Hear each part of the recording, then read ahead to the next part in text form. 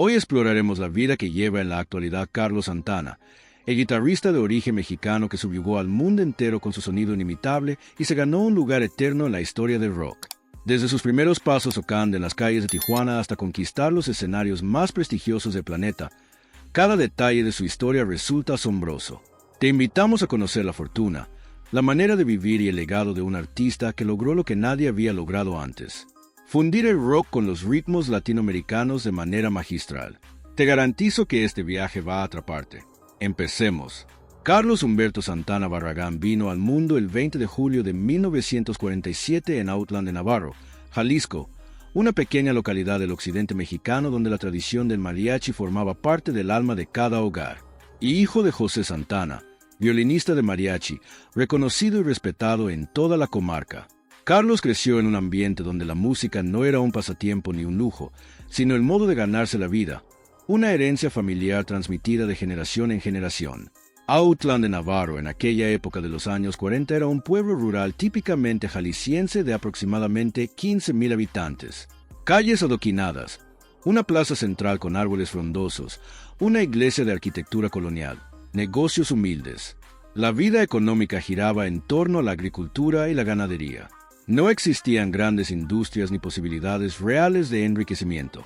Era el México más profundo y auténtico, donde la gran mayoría de las familias subsistían con lo estrictamente necesario.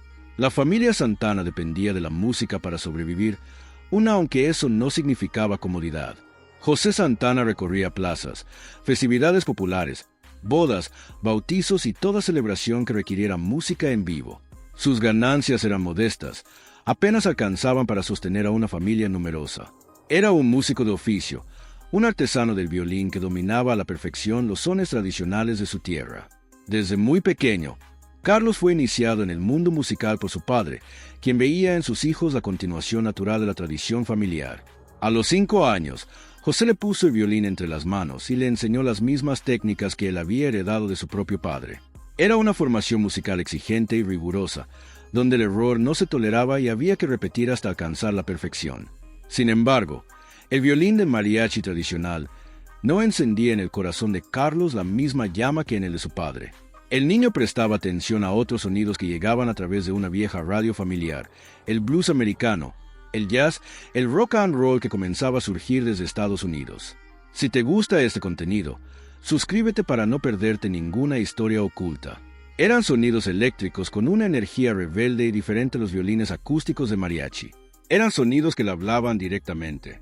En 1955, cuando Carlos tenía 8 años, la familia se trasladó a Tijuana en busca de mejores condiciones de vida que el pequeño pueblo jalisciense no podía ofrecer. Tijuana vivía entonces una transformación vertiginosa.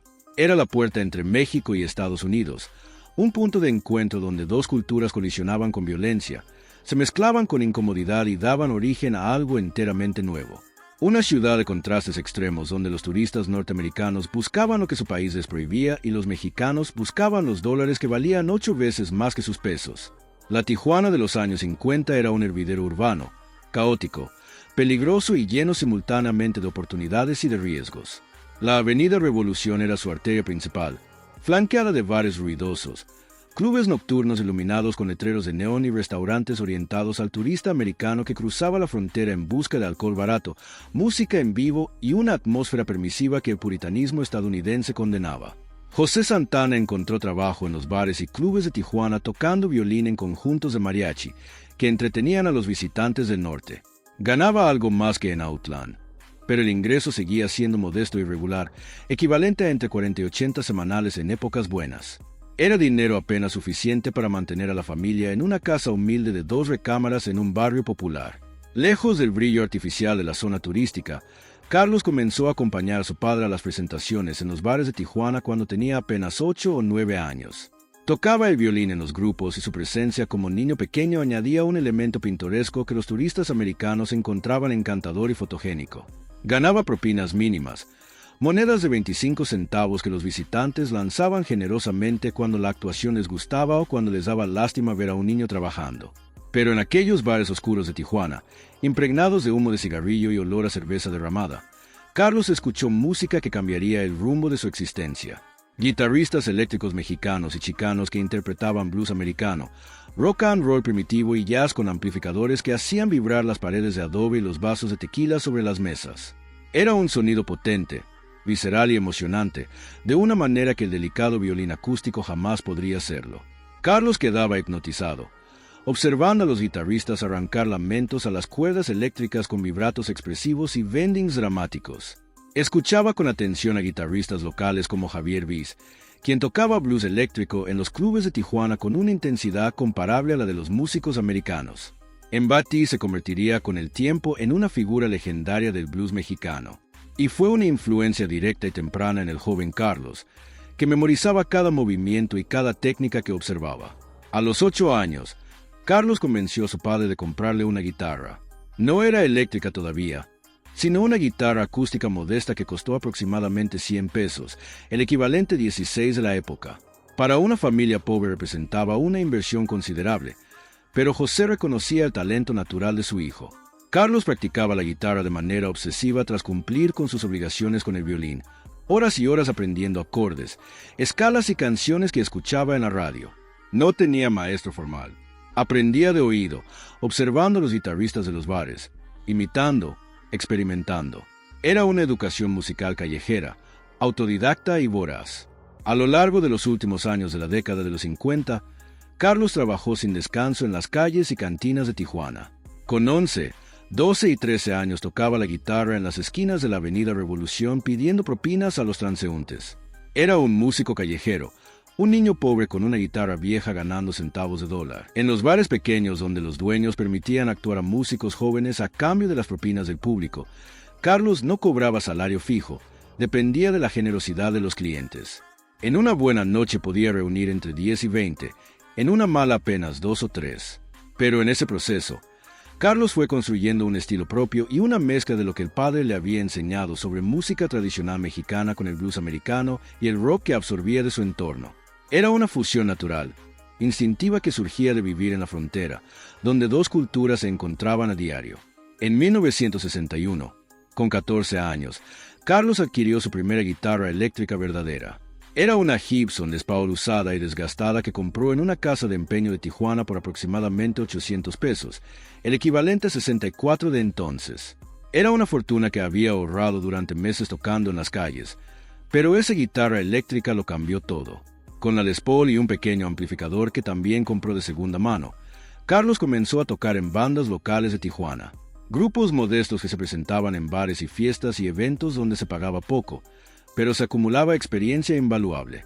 Cobraba entre 50 y 100 pesos por presentación, pero el sonido que Carlos extraía de su guitarra eléctrica era diferente al de otros guitarristas locales. Mezclaba el fraseo fluido del blues con los ritmos latinos que llevaban la sangre desde la infancia. Era una voz única, inconfundible, que comenzaba a llamar la atención de músicos con más experiencia. El salto hacia la fama y la fortuna llegó cuando Carlos tenía 19 años.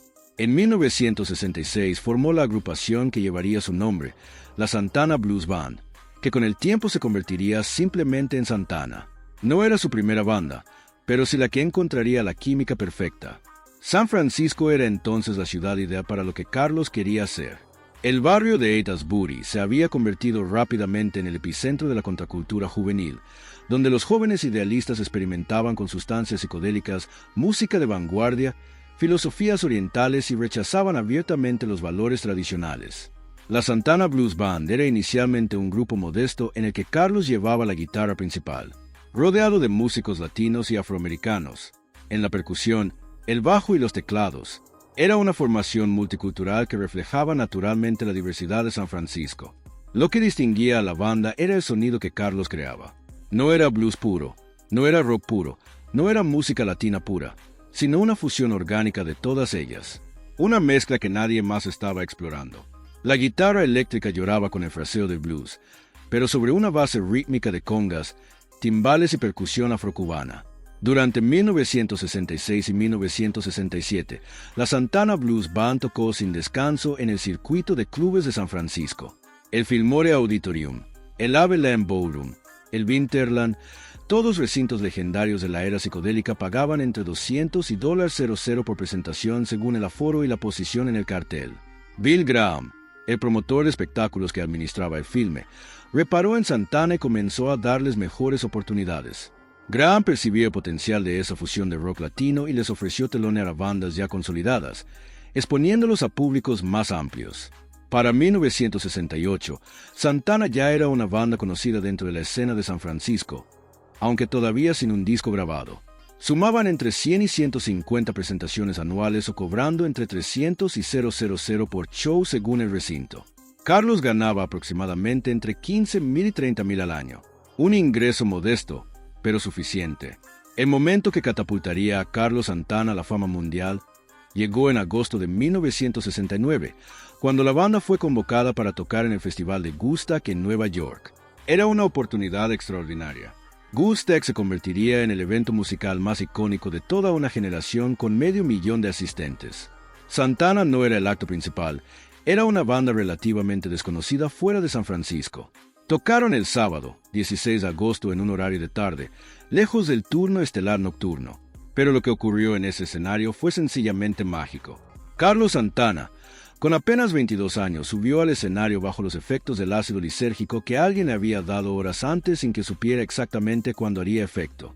Estaba en un estado alterado de conciencia cuando comenzaron a interpretar Soul Sacrifice, el instrumental explosivo de 11 minutos que se convertiría en el momento definitorio del festival. La actuación fue electrizante. Carlos tocaba la guitarra como poseído. Las notas fluían con una intensidad sobrenatural y la percusión latina creaba un RFF hipnótico que 500,000 de personas sintieron en el cuerpo. Cuando terminaron, la ovación fue ensordecedora. Ese instante quedó registrado en el documental cinematográfico de Woodstock, estrenado en 1970 y visto por decenas de millones de personas en todo el mundo, convirtiendo a Carlos Santana en estrella internacional de la noche a la mañana. Inmediatamente después de Woodstock, Columbia Records lanzó el primer álbum de Santana en agosto de 1969. El disco homónimo incluía Evil West, Jingo y la versión de estudio de Soul Sacrifice. Fue un éxito comercial inmediato que vendió más de 2 millones de copias solo en Estados Unidos. El contrato con Columbia probablemente contemplaba un adelanto de alrededor de 50,000 pesos para la banda completa. Con ventas de 2 millones de copias y una tasa de regalías de entre el 10 y el 15%. Las regalías totales alcanzaban aproximadamente $1,000,000. Carlos, como líder y compositor principal, recibía un porcentaje mayor entre el 30 y el 40%. Solo de ese primer álbum obtuvo entre 300,000 y 400,000. Para el joven de 22 años que 2 años antes lavaba platos, vale, era una fortuna que superaba cualquier imaginación. Carlos Santana construyó una fortuna extraordinaria a lo largo de más de 5 décadas de carrera, combinando ventas de álbumes, presentaciones en vivo, regalías por composiciones y acuerdos comerciales inteligentes. A diferencia de muchos artistas que dilapidaron sus fortunas en excesos, Carlos invirtió y administró su dinero con prudencia. En 1970 llegó el segundo álbum, Abraxas, que superó el éxito del primero. Contenía hits como Black Magic Woman y Oye, ¿cómo va?, la versión del clásico de Tito Puente que se convirtió en un himno universal. Abraxas vendió más de 5 millones de copias en todo el mundo, convirtiéndose en uno de los álbumes exitosos de la década. Las regalías generadas alcanzaron aproximadamente $2,5 millones para la banda. Carlos recibió entre 800,000 y $1,000,000. En apenas 2 años había pasado de lavar platos a ser millonario, pero el dinero verdadero provenía de las presentaciones en vivo. Tras Woodstock y el éxito de los primeros 2 álbumes, Santana se convirtió en una de las bandas más taquilleras del mundo, llenando estadios, arenas y festivales, cobrando entre 75,000 y 100,000 pesos por presentación a principios de los 70. Realizaban entre 100 y 150 conciertos anuales durante esa década con ingresos brutos de gira que alcanzaban entre 2,5 millones y $11 millones anuales. Después de descontar los costos de producción, los músicos, el equipo técnico y los representantes, Carlos se quedaba con aproximadamente entre el 30 y el 40% neto. Durante los años 70 generaba entre $1 y $4 millones anuales combinando giras, álbumes y regalías. El verdadero renacimiento económico llegó en 1999 con el álbum Supernatural, un éxito comercial masivo que vendió más de 30 millones de copias en todo el mundo. Ganó 8 premios Grammy, incluyendo Álbum del Año. El hit Smooth con Rob Thomas se instaló en todas las radios del planeta durante años. Las regalías de Supernatural generaron aproximadamente entre 15 y 20 millones de dólares para Carlos, considerando su rol como artista principal y compositor. Fue una inyección financiera enorme que revitalizó su carrera y su fortuna cuando tenía 52 años. La gira mundial de Supernatural entre 2000 y 2001 fue una de las más lucrativas de toda su carrera. Llenaban arenas de entre 15,000 y 20,000 personas, cobrando entre 500,000 y $1,000,000 por presentación. Con aproximadamente entre 80 y 100 shows en la gira, los ingresos brutos alcanzaron entre 41 millones de dólares. Carlos recibía aproximadamente el 40% neto después de costos, lo que representó entre 16 y 40 millones de dólares solo de esa gira. El portafolio de propiedades de Carlos Santana refleja su éxito extraordinario, pero también su inclinación espiritual hacia lugares naturales y tranquilos alejados de la ostentación de Hollywood desde principios de los años 2000, cuando las residencias artísticas en Las Vegas se consolidaron como un modelo de negocio muy lucrativo para artistas establecidos. Carlos reside principalmente en esa ciudad. Adquirió su propiedad principal en la comunidad ultra exclusiva de The Reeds, un desarrollo residencial cerrado en la zona oeste de Las Vegas, construido alrededor de un campo de golf privado. Es el lugar donde habitan celebridades que trabajan en la ciudad, ejecutivos multimillonarios de los casinos y empresarios tecnológicos que eligieron Nevada por su régimen fiscal favorable. La comunidad cuenta con seguridad estricta a las 24 horas, cámaras de vigilancia en cada calle y patrullas privadas que recorren constantemente el perímetro. Carlos la adquirió en 2005 pagando aproximadamente $8 millones en efectivo. La residencia principal tiene alrededor de 800 metros cuadrados de construcción distribuidos en un solo nivel, con arquitectura contemporánea del desierto muy popular en Las Vegas. Abundante vidrio que permite vistas panorámicas, líneas limpias y minimalistas e integración inteligente con el paisaje árido del desierto de Mojave. 5 recámaras amplias, cada una con baño privado y una sala de estar enorme con ventanales de piso a techo que ofrecen vistas espectaculares a las montañas que rodean el valle. Cuenta también con un estudio de grabación profesional completamente equipado, construido en un ala separada donde Carlos compone y ensaya sin interferir con la tranquilidad familiar ni la de los vecinos. La inversión en el equipamiento de ese estudio fue de aproximadamente $1 millón. Una consola de mezcla digital SSL valorada en $200,000 por sí sola. Monitores de estudio Genelec de alta fidelidad, múltiples amplificadores vintage para grabar guitarras y una colección completa de instrumentos de percusión latina. La propiedad está evaluada actualmente en entre 12 y 15 millones de dólares. Carlos también posee una propiedad especial en Cavite, la isla bahiana más antigua geológicamente, reconocida por su belleza natural prácticamente intocada y por la energía espiritual que muchas personas sensibles dicen percibir al llegar. Compró un terreno de 2 hectáreas con una casa modesta ya existente en la zona norte remota de la isla. Durante los años 90, pagando aproximadamente millones de dólares cuando el mercado inmobiliario bahiano era más accesible que en la actualidad. Cavite representa perfectamente la filosofía de vida que Carlos fue construyendo a lo largo de décadas de búsqueda espiritual. Es la isla menos desarrollada comercialmente de todo el archipiélago. Conserva un carácter natural y auténtico y cuenta con menos de 70,000 residentes permanentes.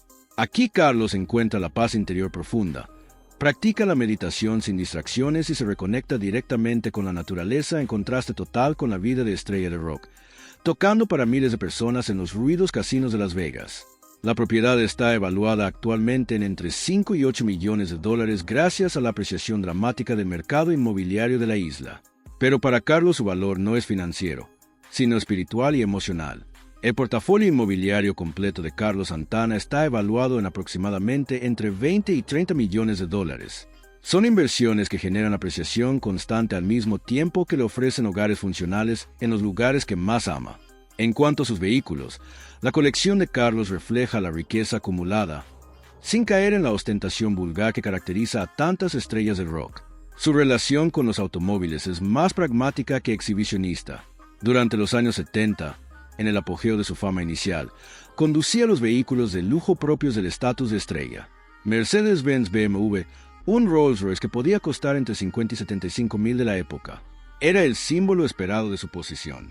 Pero para los años 80-90, tras la profunda transformación espiritual influenciada por el gurú Csikszentmihalyi, Carlos simplificó radicalmente su estilo de vida material y comenzó a preferir vehículos más modestos y menos llamativos como Toyota o Honda, marcas reconocidas por su fiabilidad antes que por el lujo. En la actualidad en Las Vegas, Carlos se desplaza principalmente con chofer cuando tiene compromisos profesionales, utilizando transporte privado para llegar a los casinos donde se presenta, a eventos y al aeropuerto. Para uso personal, tiene una colección discreta en su casa, probablemente un Mercedes-Benz Clase valuado en alrededor de 10,000 pesos y un tipo Range Rover para mayor comodidad y espacio, valuado en aproximadamente 100,000 pesos. No posee colección de autos clásicos ni deportivos exóticos. Los vehículos son para él una herramienta, no un símbolo de estatus. Es el estilo de vida de Carlos Santana, combina de manera singular la riqueza material con una búsqueda espiritual profunda que define quién es más allá de la música. No es el rockero hedonista desenfrenado, ni tampoco el asceta extremo. Es el equilibrio entre ambos polos. Durante los años 70, cuando tenía 20 y tantos años y el éxito comercial llegaba más rápido de lo que podía asimilarlo emocionalmente, Carlos cayó en los excesos típicos de las jóvenes estrellas del rock con dinero ilimitado. Las drogas recreacionales, que comenzaron como experimentación creativa, se convirtieron en un hábito diario problemático. El alcohol fluía sin pausa en las interminables fiestas posteriores a los conciertos. A pesar del éxito externo masivo, millones de discos vendidos y estadios repletos, Carlos sentía un vacío profundo que la riqueza material era incapaz de llenar. En 1972, con apenas 25 años y en el pico absoluto de su fama inicial, conoció al maestro espiritual Richie Moy, un gurú de origen indio radicado en Nueva York que se convertiría en el mentor, que transformaría completamente su vida. Chini enseñaba una filosofía que combinaba meditación intensiva diaria, vegetarianismo estricto, disciplina física rigurosa y renuncia a los excesos materiales. Carlos adoptó esa filosofía en su totalidad y transformó su estilo de vida de manera radical. Abandonó completamente las drogas y el alcohol. Adoptó una dieta vegetariana estricta que mantiene hasta hoy, 50 años después, sin consumir jamás carne ni pescado, y comenzó a meditar con disciplina religiosa entre 2 y 4 horas cada día sin excepción. La transformación fue tan drástica que sus amigos más cercanos llegaron a pensar que había perdido la razón. Pero Carlos había encontrado algo mucho más valioso que la fama o el dinero: la paz interior genuina. La imagen pública de Carlos Santana es reconocible en cualquier lugar del mundo al instante. Sus sombreros de ala ancha estilo borsalino importados de Italia son su marca personal más inconfundible. Piezas elaboradas a mano en fieltro fino que cuestan entre 200 y 1,000 cada una. Tiene una colección de decenas de sombreros acumulados a lo largo de décadas, guardados cuidadosamente en su vestidor de Las Vegas. Las camisas que viste son de diseñadores boutique que fusionan la influencia de la indumentaria tradicional oriental con cortes modernos occidentales con brocados elaborados y bordados hechos a mano. Gasta aproximadamente entre 20,000 y 50,000 anuales en vestuario de diseñadores selectos. Para Carlos Santana, las guitarras no son simplemente instrumentos musicales ni inversiones financieras, son extensiones físicas del alma, herramientas sagradas de expresión espiritual. Posee una colección personal valuada de manera conservadora en varios millones de dólares. La colaboración con Paul Resmi Guitars dio origen a la icónica línea de guitarras Santana, cada una construida meticulosamente a mano por luthiers expertos en Maryland, utilizando maderas exóticas cuidadosamente seleccionadas. Los modelos estándar cuestan entre 3,000 y 10,000 pesos, según las especificaciones. Un Carlos posee personalmente decenas de prototipos únicos fabricados especialmente para él, que nunca se comercializaron y que valen entre 20,000 y 50,000 cada uno. Posee también guitarras vintage históricas de valor extraordinario. Gibson, Les Paul, originales de los años 50, valuadas de manera conservadora en entre 200,000 y 500,000 cada una en el mercado actual coleccionistas. La colección completa probablemente vale entre 3 y 5 millones de dólares. Carlos se casó en 1973 con Débora Santana, una mujer inteligente y espiritualmente afín, que compartía su búsqueda de un sentido más profundo de la existencia. El matrimonio duró hasta 2007 y produjo 3 hijos que Carlos adora. Salvador, nacido en 1983, Estela en 1985 y Angélica en 1990. Fueron 34 años de matrimonio relativamente estable, considerando las presiones devastadoras de una carrera musical que destruye la mayoría de las relaciones de las estrellas. Actualmente está felizmente casado desde 2010 con Cindy Blackman Santana, baterista de jazz extraordinariamente talentosa, que acompañó a Lenny Kravitz durante años y que ahora toca regularmente en la banda de Carlos. La filantropía de Carlos merece también una mención especial. a través de la Fundación Milagro, establecida junto a su exesposa, Débora. Apoya programas destinados a niños en situación de pobreza y ha donado a lo largo de su vida aproximadamente entre 10 y 20 millones de dólares a causas que considera importantes. No busca publicidad para esas donaciones. Es una filantropía silenciosa, motivada por la convicción espiritual de servir a los demás, no por el deseo de reconocimiento público. Ahora que conocemos la manera en que vive Carlos Santana, es el momento de repasar la música que lo convirtió en leyenda, porque al final lo que verdaderamente importa de un músico no es la fortuna que acumuló, sino lo que dejó grabado en la memoria cultural colectiva. El álbum Santana de 1969 fue el debut que presentó al mundo esa fusión única de rock y música latina. Evil West fue el hit radial que demostró que la música latinoamericana podía conquistar los charts estadounidenses y Soul Sacrifice capturó en el estudio la intensidad de Woodstock. El álbum vendió más de 2 millones de copias y estableció a Carlos como una fuerza importante en el panorama musical internacional. Abraxas de 1970 fue la obra maestra que consolidó su legado definitivamente. Black Magic Woman tomó una canción de Fleetwood Mac y la transformó con una sensibilidad latina profunda. Oye, ¿cómo va llevó el clásico de Tito Puente a toda una nueva generación? La portada con la pintura de Matty Clarwine se convirtió en un icono del arte de álbum. Vendió más de 5 millones de copias y es considerado uno de los mejores discos de rock de todos los tiempos. Durante el resto de los años 70, Carlos lanzó álbumes periódicos que vendían bien, aunque sin alcanzar los picos de sus primeros trabajos. Caravanserai en 1972 y los álbumes de colaboración con John Cloflin mostraron la evolución hacia un jazz fusión más experimental que alejó a una parte de los fans comerciales, pero ganó el respeto unánime de la crítica especializada. Supernatural de 1999 se fue el renacimiento comercial extraordinario. Las colaboraciones con artistas contemporáneos como Rob Thomas and Smooth, Lauryn Hill y Dave Matthews crearon un álbum que vendió más de 30 millones de copias en todo el mundo y ganó 8 premios Grammy, incluyendo Álbum del Año. Fue el éxito que demostró que Carlos seguía siendo completamente relevante 3 décadas después de su debut. El sonido de la guitarra de Carlos Santana es inmediatamente reconocible. El tono cálido, las notas largas, el vibrato expresivo y el fraseo que canta en lugar de atacar no son un ejercicio de velocidad técnica, sino expresión emocional pura que brota del alma. Sus influencias son diversas. El blues de B.B. King le enseñó a hacer cantar a la guitarra. El jazz de Miles Davis le reveló el valor del espacio y la melodía, y la música latina de Tito Puente le dio el ritmo en la sangre. La fusión de todo eso creó una voz única que guitarristas de múltiples generaciones, desde Carlos Santana Jr. hasta John Mayer, reconocen como una influencia decisiva en sus propias trayectorias. Carlos Santana ha ganado 10 premios Grammy a lo largo de su carrera, incluyendo 8 por Supernatural en el año 2000. Fue incluido en el Rock and Roll Hall of Fame en 1998, reconocimiento al impacto que tuvo en la historia del rock. Recibió el premio Kennedy Center Honors en 2013. Distinción del gobierno estadounidense a los artistas que han contribuido de manera significativa a la cultura nacional. Para el inmigrante mexicano que llegó tocando en las calles de Tijuana fue la validación definitiva de toda una vida de trabajo.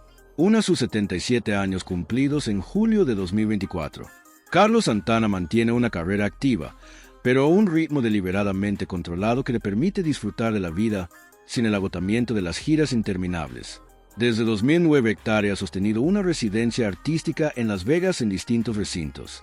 Actualmente presenta su espectáculo en el House of Blues del Mandalay Bay Casino, con una residencia que se extiende durante múltiples semanas al año. Las residencias en Las Vegas son el formato ideal para un artista de su edad y su estatus. En lugar de recorrer el mundo sin descanso, son los fans quienes viajan hasta él. Ofrece entre 40 y 60 funciones anuales, todas en el mismo lugar, eliminando el estrés de las giras tradicionales. El espectáculo dura aproximadamente 2 horas y repasa los grandes clásicos de su carrera. Black Magic Woman, Oye Cómo Va, Smooth y Corazón Espinado. Todos los hits que el público quiere escuchar. Cobra aproximadamente entre 500 mil millones de dólares por semana de presentaciones, generando entre 20 y 40 millones de dólares brutos en un año típico de residencia. La salud ha sido una preocupación reciente. En 2021 atravesó una cirugía cardíaca que lo obligó a cancelar shows, pero se recuperó y volvió al escenario demostrando una resistencia notable para su edad. Sigue componiendo y grabando ocasionalmente. Su último álbum de estudio, Africa Speaks, publicado en 2019, demostró que su creatividad sigue intacta. No necesita grabar por dinero, lo hace porque la música sigue siendo su pasión más profunda. Dedica tiempo a la meditación diaria, manteniendo la práctica espiritual que inició en los años 70, aproximadamente 2 horas cada mañana antes de cualquier otra actividad. También comparte tiempo con la familia. Su esposa Cindy Blackman se une a ocasiones sobre el escenario. Sus hijos adultos lo visitan con regularidad y los nietos le traen la alegría de la abuelidad a una vida que tomó décadas construir. Podemos decir que la verdadera riqueza de Carlos Santana no reside en los 120 o 150 millones de dólares acumulados ni en las propiedades de Las Vegas y Cavite. Está en haber tomado una guitarra eléctrica y unas congas y crear un lenguaje musical completamente nuevo que el mundo entero adoptó como propio. Está en haber comenzado tocando en las calles de Tijuana por centavos y terminar como leyenda consagrada en el Rock and Roll Hall of Fame, que sigue llenando recintos a los 77 años.